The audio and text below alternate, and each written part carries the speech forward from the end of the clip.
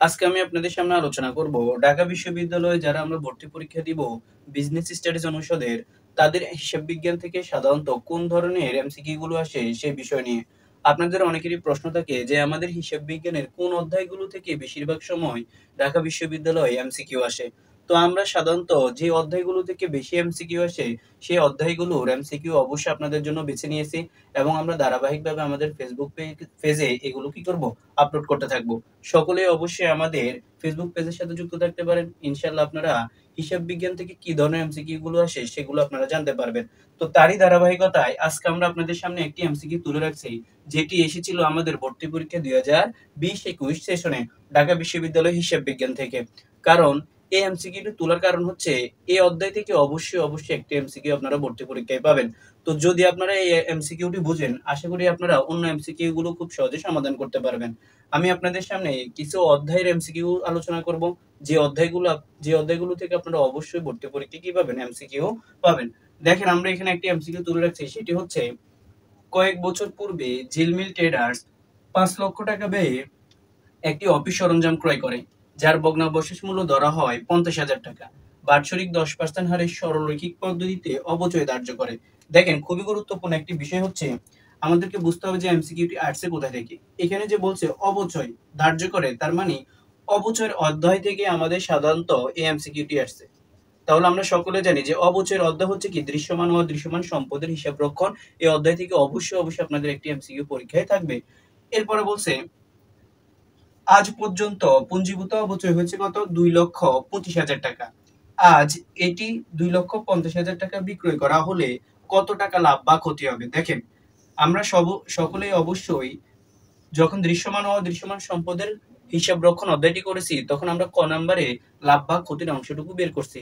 তো সেম ভাবে আমাদেরকে এখানে এমসিকিউ গুলো সমাধান করতে হবে। আমরা সকলে জানি যখনই আমাদেরকে লাভ বা ক্ষতি বের করতে বলবে, তখন আমাদেরকে একটা জিনিস এখানে বের করে নিতে হবে, সেটি হচ্ছে স্থায়ী সম্পত্তির বই মূল্য। স্থায়ী সম্পত্তির বই মূল্যটা আমাদেরকে অবশ্যই বের করতে হবে। তো বই মূল্য আমরা কিভাবে বের করি, সেটি হচ্ছে স্থায়ী সম্পত্তির ক্রয় মূল্য, অর্থাৎ যত টাকা দিয়ে আমরা এটি ক্রয় করব সেই ক্রয় মূল্যটাকে আমরা এখানে লিখে ফেলবো। এরপরে তার থেকে আমরা পুঞ্জীভূত অবচয়টা বিয়োগ করে ফেলবো। পুঞ্জীভূত অবচয় এটি আমরা এখান থেকে কি করব, বিয়োগ করব। এটি আমরা সাধারণত জানি, কারণ আমাদেরকে মাথায় রাখতে হবে যখনই লাভ বা ক্ষতি বের করতে বলবে তখনই আমরা বই মূল্য অথবা পুস্তক মূল্য এটি বের করে নিব। তো দেখেন এখানে আমাদের বই মূল্য কিভাবে বের করব, ক্রয় মূল্য থেকে পুঞ্জীভূত অবচয়টা বিয়োগ করে ফেলবো। আজকের অঙ্কে দেখেন কি বলছে, যে কয়েক বছর পূর্বে ঝিলমিল ট্রেডার্স 5 লক্ষ টাকা দিয়ে ব্যয়ে একটি অফিস সরঞ্জাম ক্রয় করে। তার মানে এখানে ক্রয় মূল্য হচ্ছে 5 লক্ষ টাকা। এখানে কোনো অতিরিক্ত খরচ নেই, যদি থাকতো তাহলে অবশ্যই আমরা যোগ করে ফেলতাম। এরপরে পুঞ্জীভূত অবস্থা কি বলছে দেখেন, ভগ্নাবশেষ মূল্য ধরা হয় 50,000 টাকা। বাৎসরিক 10% হারে সরলরৈখিক পদ্ধতিতে অবচয় ধার্য করে।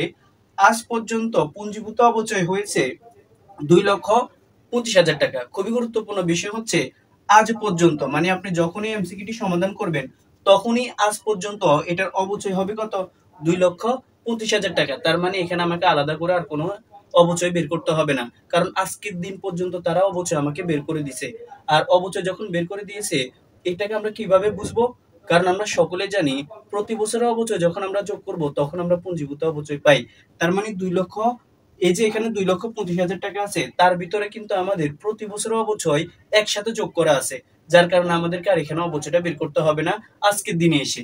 তো আমাদের এখানে পুঞ্জীভূত অবচয় হচ্ছে 2,25,000 টাকা, এটি আমরা এখানে বসাবো। বসানোর পরে দেখেন আমাদের এখানে কত আসে, আমাদের এখানে আসবে 2,75,000 টাকা।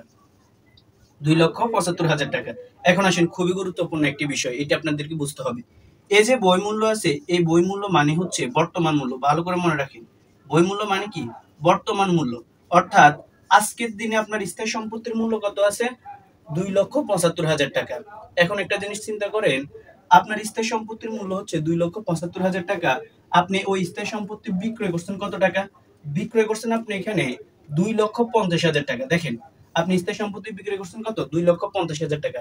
তাহলে এখানে কি আপনার লাভ হবে নাকি ক্ষতি হবে, অবশ্যই আপনার এখানে কি হবে বলেন, এখানে অবশ্যই আপনার ক্ষতি হবে। কিভাবে, আপনার এখানে 2,50,000 টাকা আপনি বিক্রি করছেন, কিন্তু আপনার বর্তমানে স্থায়ী সম্পত্তির মূল্য আছে কত, 2,75,000 টাকা। তাহলে আমি কমে বিক্রি করে ফেলছি। আর যদি কমে বিক্রি করে ফেলি তাহলে অবশ্যই আমার এখানে ক্ষতি হবে। তো ক্ষতির পরিমাণ আমরা কিভাবে বের করব? বই মূল্য থেকে বিক্রয় মূল্য বিয়োগ করে ফেলবেন। তাহলে 2,75,000 টাকা থেকে যখন আমরা 2,50,000 টাকা বিয়োগ করে ফেলবো, দেখেন এখানে আমাদের আসবে কত? 2,75,000 টাকা থেকে যখন 2,50,000 টাকা আমরা বিয়োগ করে ফেলবো, তখন আমাদের এখানে আসবে 25,000 টাকা। এই 25,000 টাকাই হবে আমাদের জন্য ক্ষতি। দেখেন অপশন বি তে দেওয়া আছে ক্ষতির পরিমাণ হচ্ছে 25,000 টাকা। এভাবে আপনাদেরকে এমসিকিউ গুলো সমাধান করতে হবে বুঝে বুঝে। তো আমাদের ফেজের মধ্যে আমরা কোন অধ্যায়গুলো থেকে আপনাদের বেশিরভাগ এমসিকিউ আসে সেই বিষয়গুলো নিয়ে আলোচনা করব। সকলে আমাদের পেজটিকে ফলো করে অবশ্যই আমাদের পাশে থাকতে পারেন। ইনশাআল্লাহ আপনারা ভার্সিটিতে অর্থাৎ বিশ্ববিদ্যালয়ে ভর্তি পরীক্ষায় খুব ভালো প্রিপারেশন নিতে পারবেন হিসাব বিজ্ঞান থেকে। আর আমরা অতি দ্রুত হিসাব বিজ্ঞানের যে 36 টি টপিক আছে ওইগুলোর উপর লাইভ ক্লাস নেওয়া শুরু করব। সকলে আমাদের পেজের সাথে যুক্ত থাকতে পারেন। সকলে ভালো থাকবেন। আসসালামু আলাইকুম।